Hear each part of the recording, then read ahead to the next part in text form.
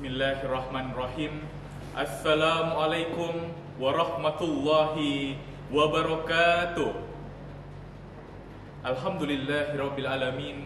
Assalatu wassalamu ala asyrafil anbiya'i wal mursalin wa ala alihi wa ashabihi ajmain, amma ba'du. Dewan juri yang arif, adil dan bijaksana yang saya hormati, serta para penonton dimanapun dan kapanpun itu, serta hadirin hadirat yang insyaallah dirahmati oleh Allah Subhanahu wa taala.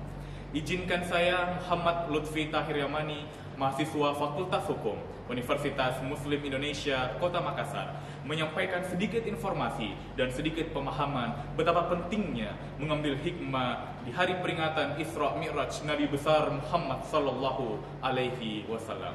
Namun sebelum itu, pertama-tama dan yang paling utama, tiada kata yang pantas kami ucapkan selain memanjatkan puja dan puji syukur kehadirat Allah Subhanahu wa taala, Sang Pencipta langit dan bumi, siang dan malam, yang senantiasa menempatkan kelebihan di dalam kekurangan dan kekuatan di dalam kelemahan. Allah Subhanahu wa taala senantiasa memberikan rahmat, berkah dan karunia-Nya kepada kita semua, sehingga tidak kurang apapun kita bertemu dalam virtual layar seperti ini dalam keadaan yang sehat walafiat. Alhamdulillah rabbil alamin. Hadirin hadirat rahimakumullah, salam dan salawat tak lupa kita aturkan kepada junjungan kita Nabi besar Muhammad sallallahu alaihi wasallam, sang revolusioner sejati yang senantiasa mengantarkan kita dari alam gelap gulita ke alam yang terang benderang, yang senantiasa mengantarkan kita dari zaman kebodohan hingga zaman seperti sekarang ini, ibarat kata mengantarkan kita dari zaman onta ke zaman Toyota. Dengan mengucapkan Allahumma sholli ala sayyidina Muhammad wa ala ali sayyidina Muhammad, semoga kita mendapat syafaatnya kelak di yaumil akhir nanti. Amin, amin, Allahumma amin. Hadirin wal hadirat rahimakumullah, berbicara perihal Isra Mi'raj adalah serangkaian peristiwa spiritual yang dilalui dan dijalani Nabi besar Muhammad sallallahu alaihi wasallam, yang secara etimologi kata Isra berarti berjalan atau perjalanan, dan kata Mi'raj berarti naik ke atas, di mana secara kisah Nabi besar baginda Rasulullah sallallahu alaihi wasallam berjalan dari Masjidil Haram di kota Mekah ke Masjidil Aqsa di Yerusalem dan naik ke Sidratul Muntaha, melihat surga dan nerakanya Allah, ayat-ayat suci Allah Subhanahu wa taala. Hadirin wal hadirat rahimakumullah, di setiap bulannya Allah senantiasa menyelipkan hari-hari istimewa. Seperti di bulan Februari, bulan Rajab ini, kita bertemu dengan peringatan hari Isra Mi'raj. Setelah bulan Rajab kita bertemu dengan bulan Sya'ban, kita bertemu dengan hari nisfu Sya'ban. Setelah bulan Sya'ban kita bertemu dengan bulan Ramadan, kita bertemu dengan hari nuzul Quran. Setelah bulan Ramadan kita bertemu di bulan Syawal, kita bertemu dengan hari halal bihalal. Tak lain dan tak bukan tentunya Allah Subhanahu wa taala menciptakan momen-momen seperti ini agar kemudian kita bertemu dalam hari-hari istimewa tersebut untuk memperingati kebesaran dan keagungan Allah Subhanahu wa taala dan perjuangan perjalanan baginda Rasulullah sallallahu alaihi wasallam. Hadirin wal hadirat rahimakumullah, melihat perjalanan panjang baginda Rasulullah sampai ke Sidratul Muntaha, tentunya banyak yang dilalui oleh baginda Rasulullah sallallahu alaihi wasallam. Ada banyak lika-liku bahkan luka yang telah dilalui. Yang pertama hikmah kita bisa ambil adalah perjalanan baginda Rasulullah sallallahu alaihi wasallam ke negeri Taif, berjalan sejauh 100 km dengan jalan kaki.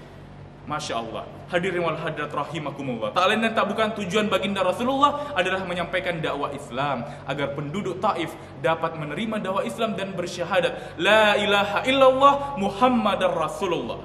Namun sayang seribu sayang, sesampainya baginda Rasulullah sallallahu alaihi wasallam di negeri Taif, malah masyarakat atau penduduk Taif tidak menerima baginda Rasulullah sallallahu alaihi wasallam dengan baik, tidak menerima Rasulullah sallallahu alaihi wasallam dengan talaul badru alaina, tidak menerima Rasulullah dengan marhaban ya nurul aini.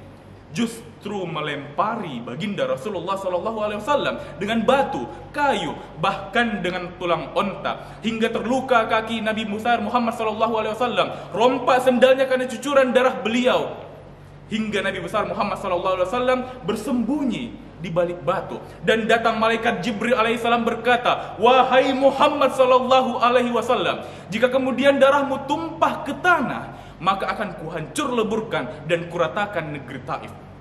Tapi Bapak Ibu hadirin wal hadirat rahimakumullah, apa yang kemudian dilakukan oleh baginda Rasulullah sallallahu alaihi wasallam? Yakni mengusap darah tersebut agar tidak terjatuh ke tanah. Namun pertanyaannya, bagaimana kemudian ketika Bapak Ibu atau saya menjadi nabi pada zaman itu, lalu datang malaikat Jibril, wahai Muhammad Lutfi Tahir Yamani, Ketika darah tersebut tumpah ke tanah, maka akan kumatikan seluruh pengkhianat dan pengdendam terhadap dirimu. Bisa saja kita atau saya pada saat itu langsung menggosokkan justru kaki saya dan darah saya ke tanah. Tapi apa yang dilakukan oleh baginda Rasulullah adalah pemaaf dan pemurah hati. Hadirin wal hadirat rahimakumullah. Pemaafnya Nabi besar Muhammad sallallahu alaihi wasallam tidak hanya sampai di situ, hingga datang Malakul Jibal bertanya pada Nabi besar Muhammad sallallahu alaihi wasallam, "Wahai Muhammad, tunjukkan padaku bukit ataupun gunung yang paling besar di kota Mekah. Lalu akan kucabut bukit dan gunung tersebut lalu kutimpakan pada penduduk yang mengolok-olok dan mencemoohmu." Tapi apa yang dilakukan baginda Rasulullah sallallahu alaihi wasallam?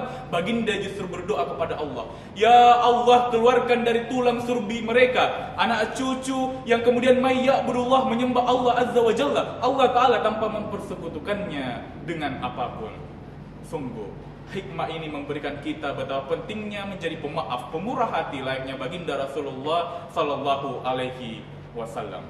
Ketika kemudian dunia terasa sempit Bapak Ibu dan penonton sekalian, ketika kemudian orang-orang tidak senang dengan kita, ketika orang-orang mencemooh kita, orang-orang tidak ada menyukai kita, maka tempat yang paling baik berpulang dan meminta serta mengadu ialah hanya kepada Allah Subhanahu wa ta'ala. Aku tidak menghadap kepada camat, aku tidak menghadap kepada bupati, aku tidak menghadap kepada wali kota ataupun gubernur. Aku hanya menghadap kepada Engkau ya Allah.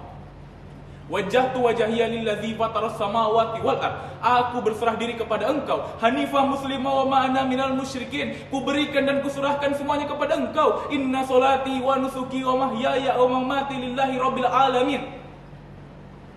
Aku kemudian tidak mempersekutukan dan tidak mendoakan Engkau, baik dengan manusia, hewan, tumbuhan, batu, kayu, bahkan hantu. Aku hanya berserah diri dan menyembah kepada Engkau. La haula wa la quwwata illa billahil aliyil azim. Tentunya hal ini membuktikan pentingnya hikmah. Kita senantiasa mendekatkan diri kepada Allah Azza wa Jalla, senantiasa mendekatkan diri agar mendapatkan hati yang lapang, hati yang murah. Selain itu Bapak Ibu hadirin wal hadirat rahimakumullah, dalam rangkaian perjalanan kisah Isra Mi'raj baginda Rasulullah sallallahu alaihi wasallam, kita menemukan ketetapan salat 5 waktu. Artinya, kita mengandung ataupun menyirat makna di balik ini ialah pentingnya menjaga salat 5 waktu. Ibarat kata sebuah gedung bisa berdiri tinggi karena kokoh akan tiangnya. Begitu pula kemudian hidup akan ditinggikan derajatnya, akan kemudian baik hidupnya, baik dan diangkat derajatnya oleh Allah Subhanahu wa taala ketika kita mampu menjaga salat 5 waktu dan senantiasa beriman kepada Allah Subhanahu wa taala. Bapak Ibu hadirin wal hadirat rahimakumullah, di bulan Rajab yang penuh berkah ini mari kita berdoa, Allahumma barik lana fi Rajaba wa Sya'bana wa balighna Ramadana. Duhai Allah, berikanlah kami berkah di bulan Rajab dan di bulan Sya'ban, dan pertemukan kami kembali di bulan Ramadan. Insyaallah semoga apa yang dapat sampaikan ini bisa bermanfaat untuk kita semua dan kita semua dapat dipertemukan di bulan-bulan Ramadan serta di bulan-bulan yang penuh hikmah tentunya. Sekian dapat sampaikan, kurang lebihnya mohon dimaafkan. Dan segala kekurangan itu datangnya dari diri saya pribadi dan segala kelebihan itu datangnya dari Allah Subhanahu wa taala disampaikan melalui lisan saya. Sekian dan terima kasih. Akhir kata, summa assalamualaikum warahmatullahi wabarakatuh.